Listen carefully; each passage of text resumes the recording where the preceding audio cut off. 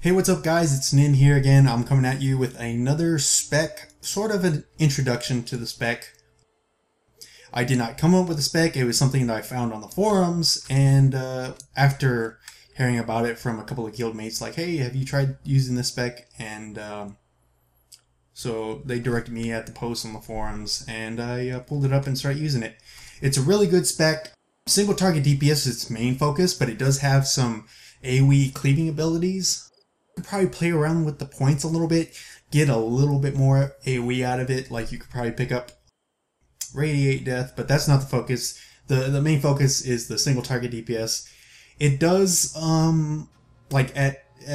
it does slightly better DPS than Pyro. So if you're accustomed to Pyro, there's no problem with Pyro. You could keep using it. But if you're looking for something a little different that pushes slightly more DPS, this is a good place to start looking.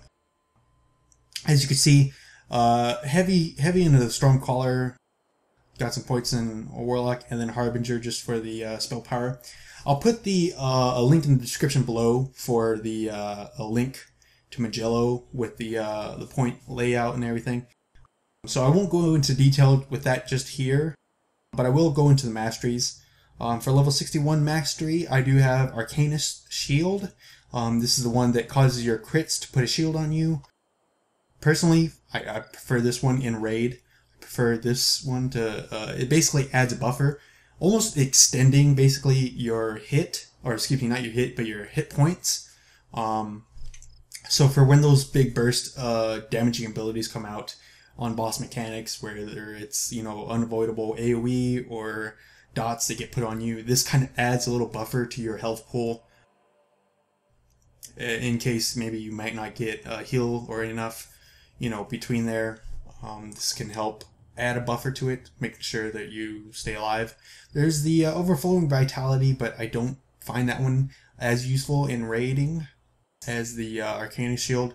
Of course, that's kind of personal preference. None of these points actually affect how much damage you do in this build. So this first tier, either one will work just fine.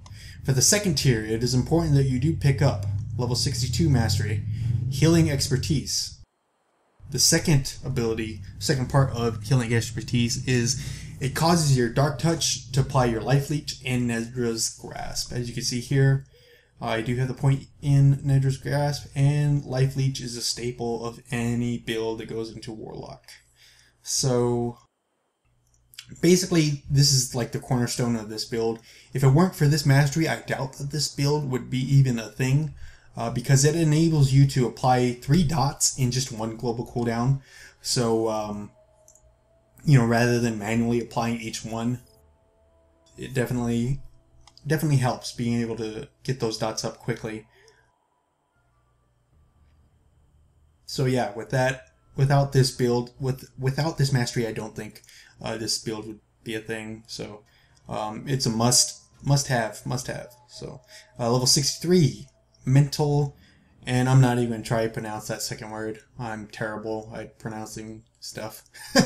So anyhow, this one is just for increased mana and increased charge. There's a couple of points that you could probably move around in here that would cause you to burn your mana a little faster, because you would have a you would be able to get more icicles out in a standard rotation than you would the way I have the points right now. But that does cause you to burn through your charge a little faster. I don't have that, so it's not so much a problem. Mana for this build isn't really a problem either, but it is nice to have, especially after you get a res mid-fight. Maybe you die to something, miscleanse, mistaunt, as jumped on you as you were DPSing, you go down, you come back up, you're going to get a battle res, you're going to get some of your mana back, but you're not going to get all of it. Having mental, whatever it is, does enable you to still get back up, and you don't really have to pop, you know, mana regen abilities or even a potion. You could really just get right back into the fight, and you should be doing just fine on your mana with this build. So it's not going to hurt you if you pick up any of the other abilities. You can pick up some run speed from one of these two other masteries, but you know, it doesn't hurt to go for mental, whatever, mental. Anyhow, level 64, you're gonna go for Arcane Finesse. You're gonna be using your Thundershock quite a bit in this build, so you're pretty much always gonna have Arcane Finesse up. There's gonna be a couple of times where you're gonna have to manually use Thundershock just so you can get Arcane Finesse up, and you'll see when I go through the rotation. Now for your level 65 mastery, you could either go into Ethereal Flux or you can go into Arcane Manipulation.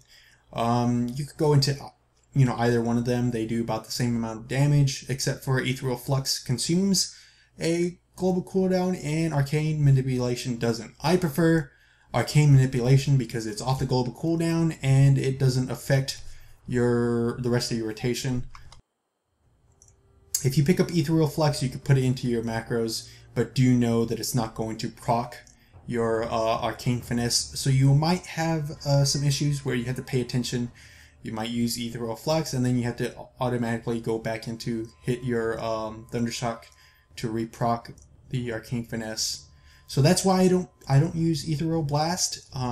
It's for that reason. It does cause some issues throughout, but I'm sure that, you know, with a little more attentiveness, you could probably work it out to pick it up.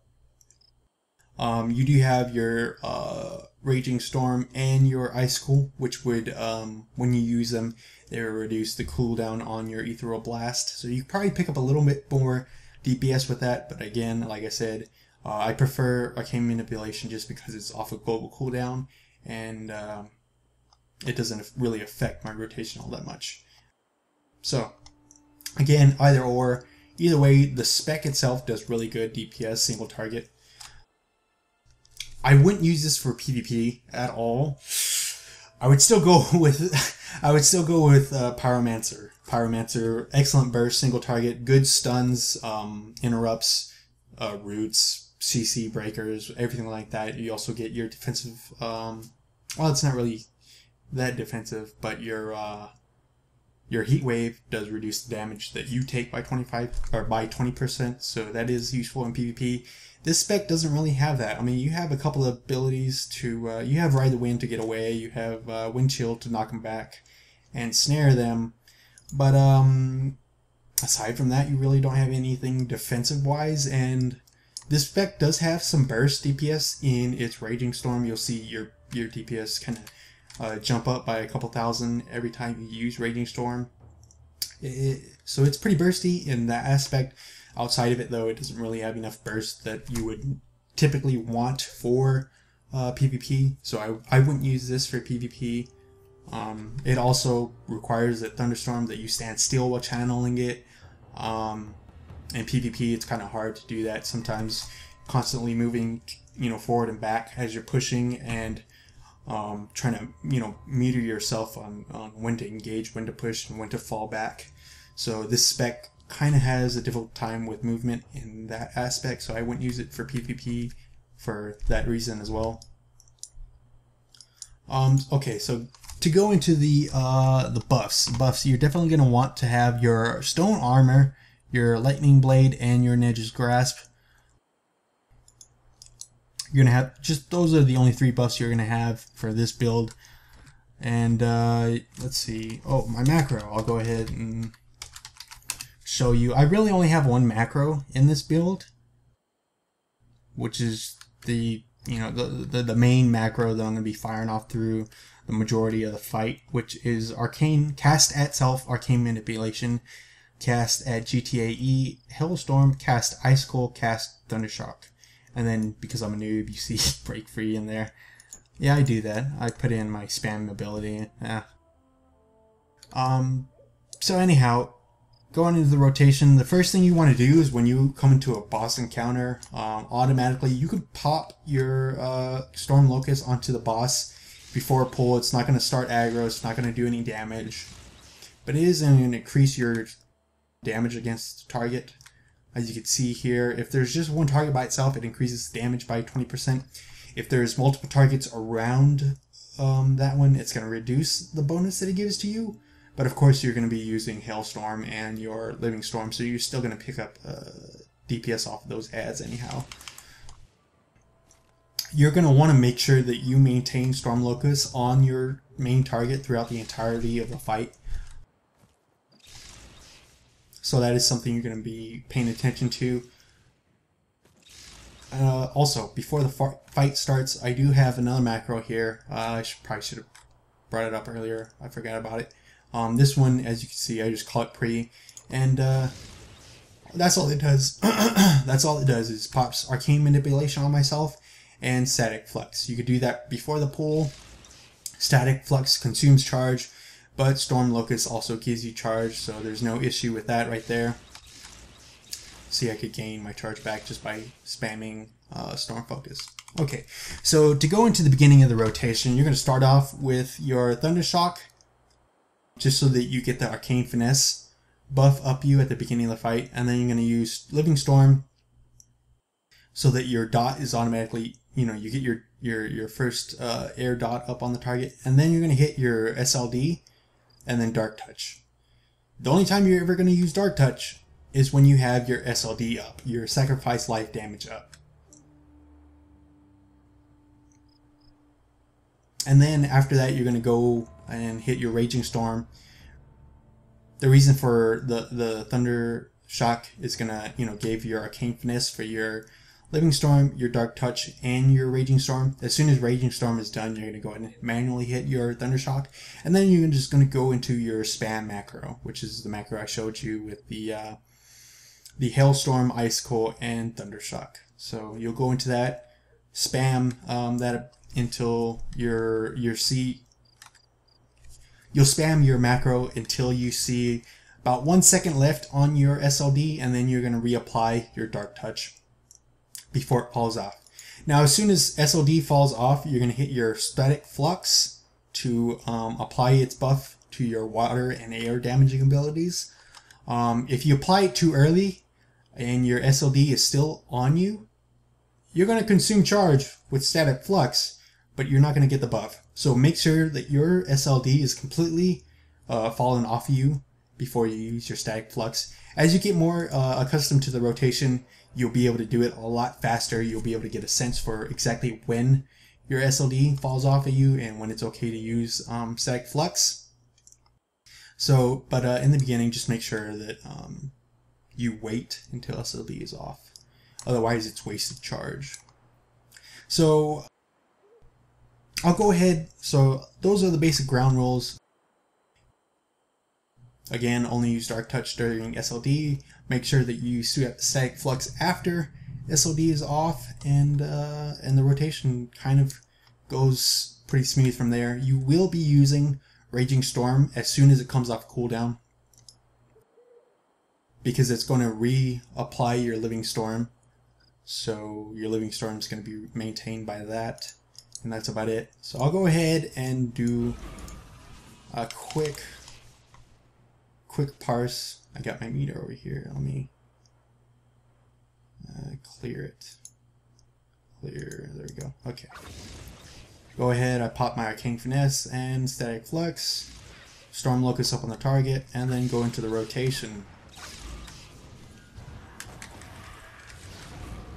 Now, as soon as I use Raging Storm, I'm going to use Thunder Shock at the end to reproc the Arcane Finesse, and then go back into my spam, and then reapply my Death Dots. Go back into spam, Static Flux as soon as SLD comes off, and then go back into my spam.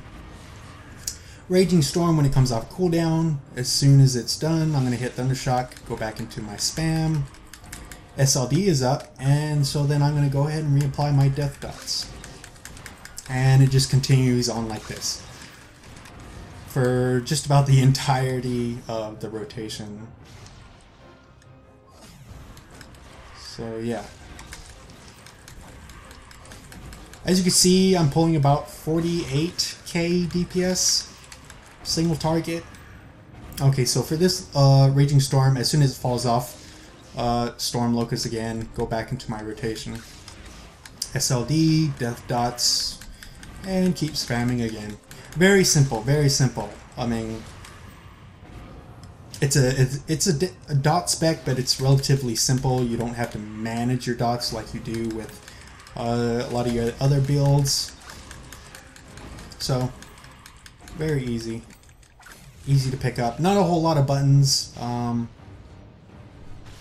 So even if you don't have an MMO mouse, it's pretty easy to pick up and use. Very good single target DPS. It does have some cleaving abilities. I mean, like I can say it over and over again. It's pretty simple. It's fun. Fun in that you see these amazing crits from your Icicle during raid. As you can see there, 89k. In raid, I could see us up to like anywhere from 110 to 130k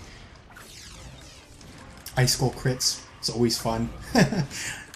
Always fun to see those. Oh, I gotta reapply Storm Locust. I'm over here talking, didn't realize that it fell off.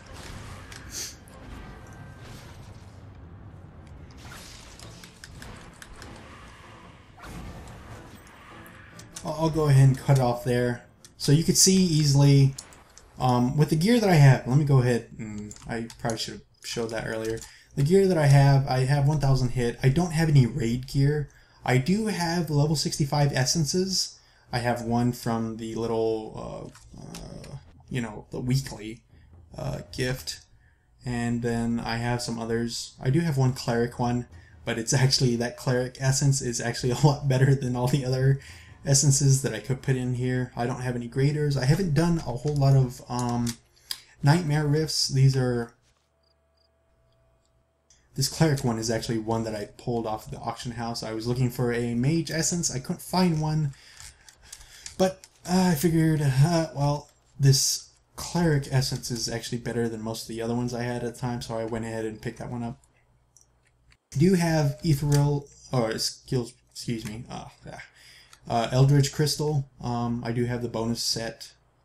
I have quite a bit. I have a few drops from dungeons that are pretty good. I do have the crafted epic cape. This is what I picked up from the what is it called? Faeyul event. And then a cleric earring.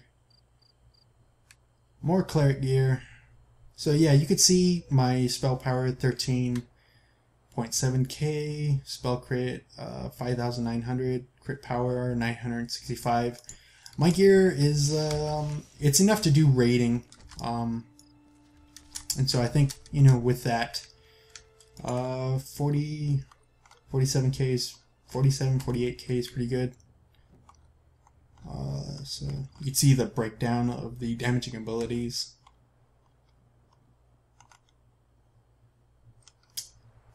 So yeah, if I were to remember back when I first hit 65 and I first started doing dungeons, I had barely like crafted gear and a couple of, like, I had my old tier 2 pieces from Storm Legion raiding. I did upgrade some of those. I think that's where my belt, my boots, and my gloves are from. I upgraded those. Those were tier 2 pieces that had been upgraded. Yeah, so I did have like 800 hit. But even then, as Pyro, when I first hit 65, I was doing about single target on a target dummy, self-buffed. I was probably doing about 25 to 28k as a Pyro.